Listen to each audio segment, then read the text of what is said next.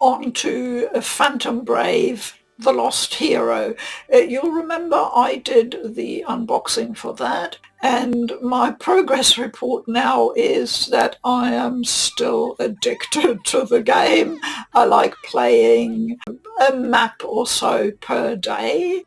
If I do too much, it gets a bit repetitive, but doing just one map is a really nice little thing to do in between other things. So I'm currently in chapter 10. That would be roughly, I think, about 2/3 of the way through the main story campaign.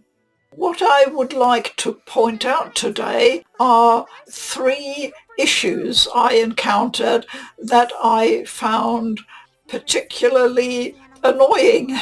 On the whole, the game runs really well on the PS5. I have, however, heard of performance issues on the Switch, and I'm not really surprised about that. So there are no problems on that front, but the game has so many features. I guess I'm not surprised that somewhere there are little spots where things are not working as they should. One of the things that has cropped up only recently is that I go into a mission, open up the map for it, and try and place my party members by confining them, and when the time comes for them to do their stuff, I discover that they have nothing equipped. No weapon, no beach item, nothing. Zero. King of Phantoms! I go through my characters after almost every mission, scrutinizing whether their equipment is up to date. I'm really detail focused and nitpicky where equipment and upskilling equipment is concerned. So whenever I check afterwards, no, I haven't forgotten to equip them or by accident taken their weapon off them. I haven't. No, it just isn't there.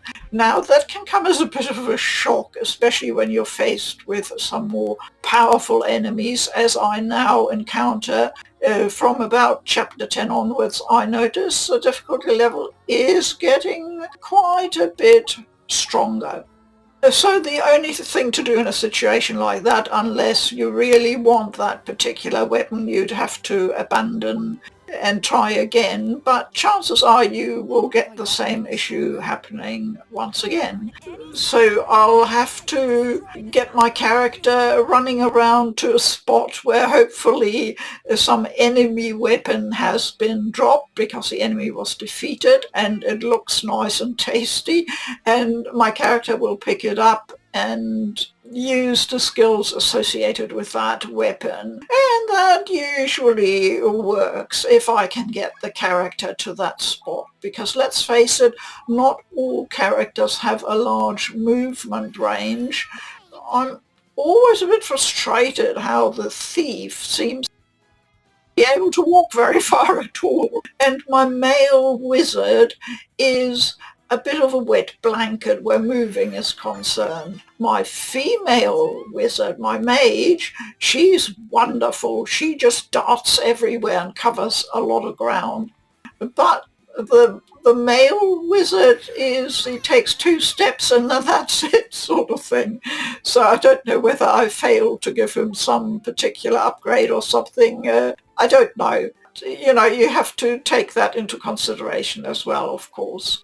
So that is one annoyance. None of these annoyances are game breaking. I need to add that. They're not stopping me playing and they're not causing me any major problems. I'm just thinking, why is this happening?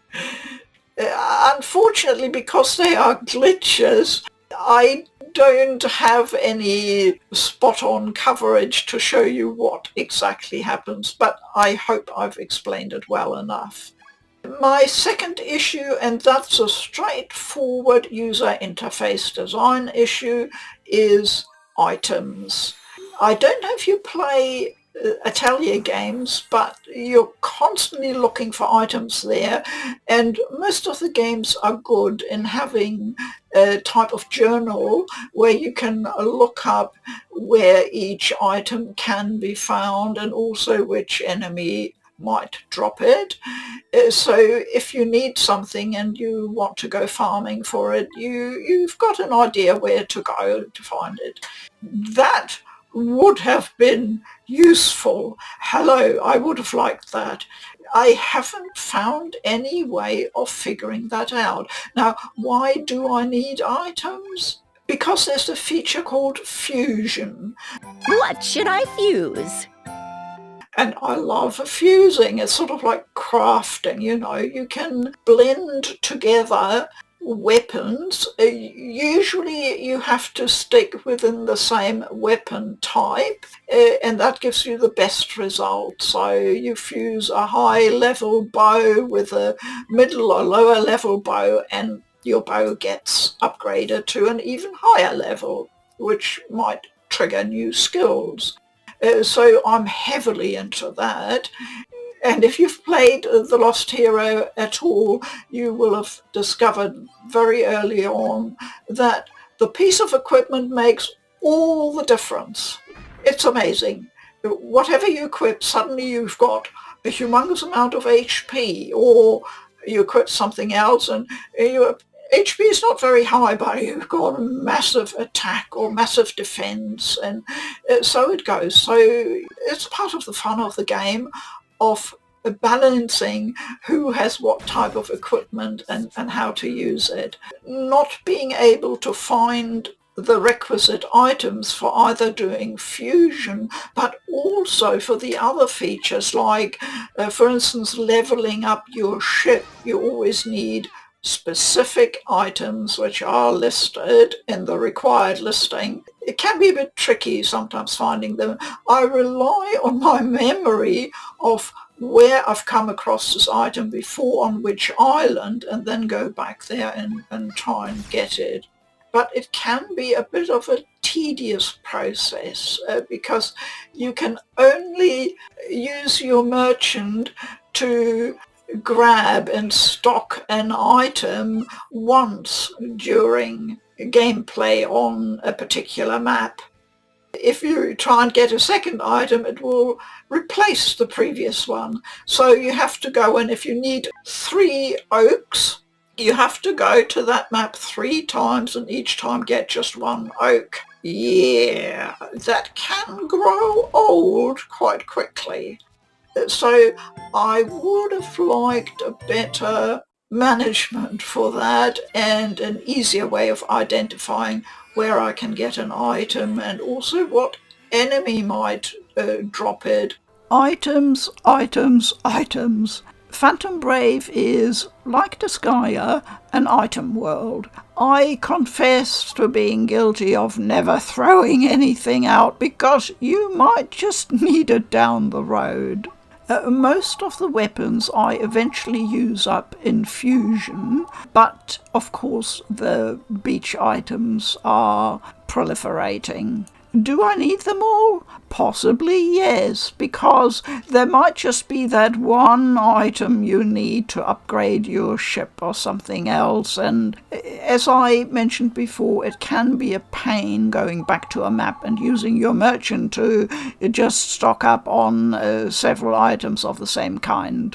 The other items, once you're sure you don't need them, it can be extremely useful for converting back to mana. Especially if you're running low on mana, this is a great way. Plus, the title of the item will be given to you, and you can then use it if you wish for putting a new title with extra buffs onto one of your party members. The third and last annoyance concerns the highly useful feature of leveling up your ships. The first one you get is called the April, and that is probably going to be your standard one that you use a lot because it's got a wonderful bonus it gives you of providing extra experience, XP, and you'll also get a bit of mana. Now, as you go through the game, you unlock more and more ship models, and it is rather fun, experimenting with the buffs and bonuses they provide, and B, upgrading them. However, the second most useful ship I found is the one that gives you extra BOR. What's BOR? It's the in-game currency. It's Bordeaux. Money, money, money. You need a lot of money in this game, especially later on, so this is jolly useful. Plus, it's supposed to give you an extra percentage of mana. And mana is super important for doing your fusion. So I've been using that ship type quite regularly as well, and it's been a jolly good boost. But at one point, and I can't remember quite where it happened, I would say probably around chapter 8 or so, and I haven't leveled up that ship to its highest level yet, this wonderful cornucopia of Bordeaux and mana stopped working. I didn't get any more money than I normally would anyway, and no extra mana whatsoever. It just stopped suddenly. It's like there was a switch in the programming that forgot from chapter 8 onwards or whenever to say, keep going with this. You know, it's just gone. And I'm a bit disappointed about that. So I just continue to use the April, which gives me the best results overall and bonuses. But yeah, those are things that I feel should really not be there in a game, especially months after release.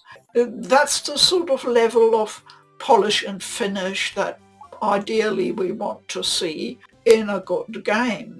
And otherwise the gameplay is really very well done overall. Sometimes you have to absolutely destroy or push out of bounds an item that can be labelled invincible. You have to check that under the item settings for skills and abilities. And when it says invincible, don't even bother trying anything else.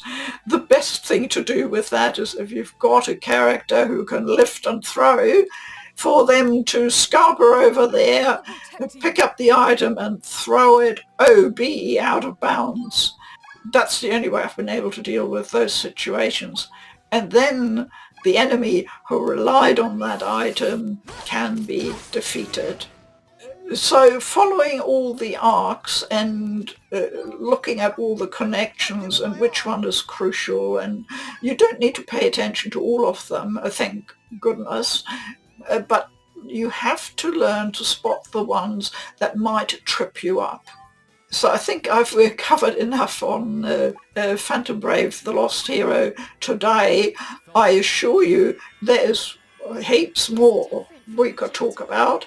It's a game where the nitty-gritty is all important. I'm still enjoying it, but I think by the time I come to the finish line with the story, I will probably look at whether I've got enough gas left in the tank of my enthusiasm to keep going with the post-game, which from all I hear is enormous.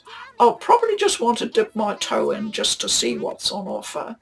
A quick look at how to steal an item from an enemy. My sneaky thief had thrown away his own weapon. The basilard is a type of dagger or short sword from the late Middle Ages. As you see, my thief has a range of thieves' abilities and skills.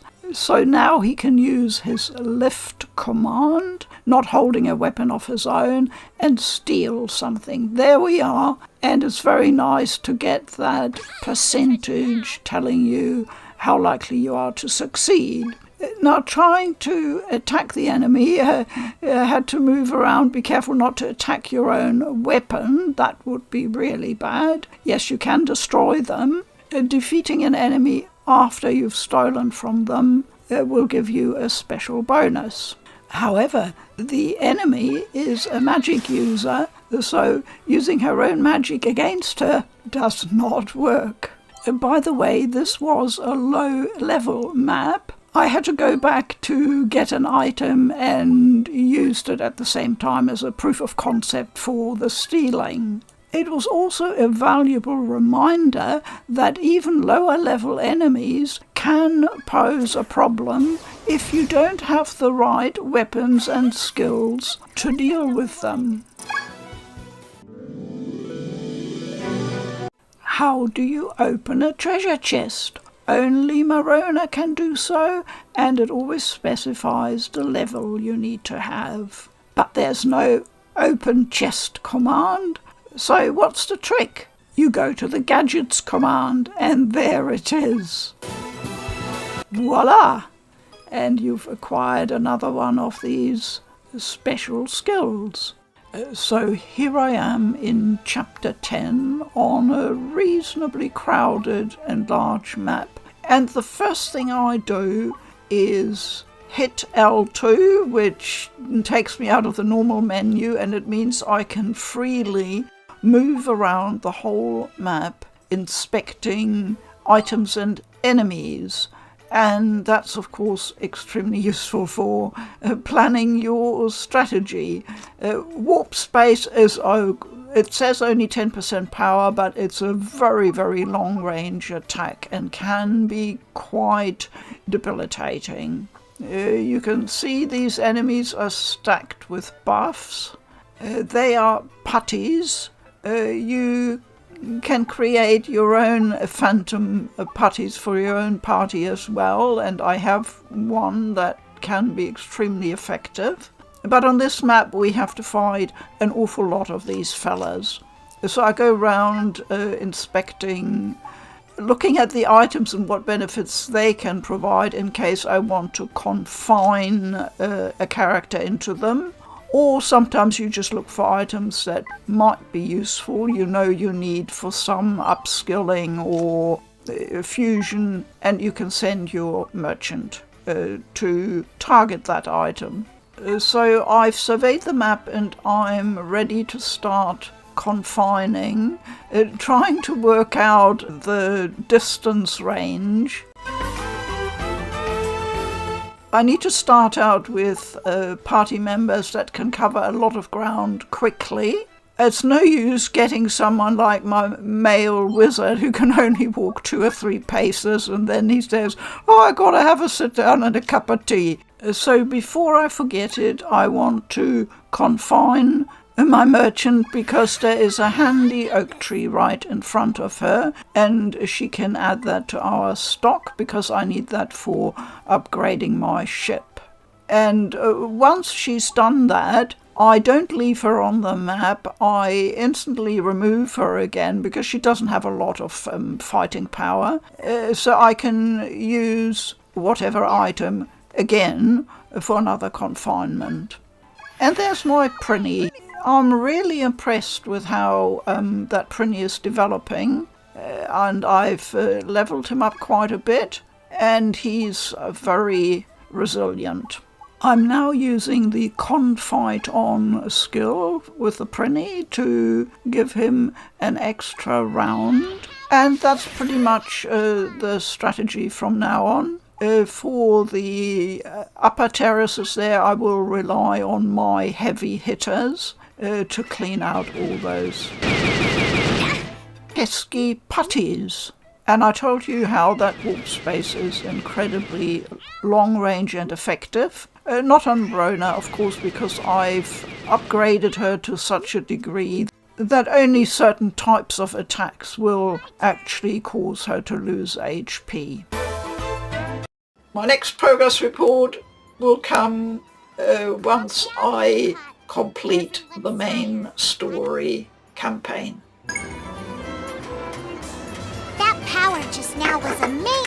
always assuming, of course, you're interested in getting progress reports and updates. Thank you for watching. Please keep well. I'm Food for Dogs. Bye-bye.